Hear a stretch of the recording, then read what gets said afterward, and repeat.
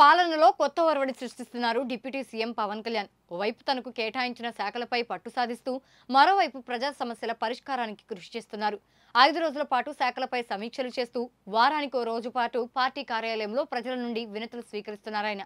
ఈ నేపథ్యంలో తిరుపతి జిల్లా వెంకటగిరిలోని ఎన్టీఆర్ కాలనీ నుండి మహిళలు, వృద్ధులు చేసిన ఫిర్యాదు పవన్ ను కదిలించింది. తమ కాలనీలో కొంతమంది ఆకతాయిలు వేధిస్తున్నారని పవన్ కు ఫిర్యాదు చేయడంతో ఆయన వెంటనే స్పందించి స్థానిక ఎస్పీ సుబ్బారాయుడుతో ఫోన్లో మాట్లాడారు.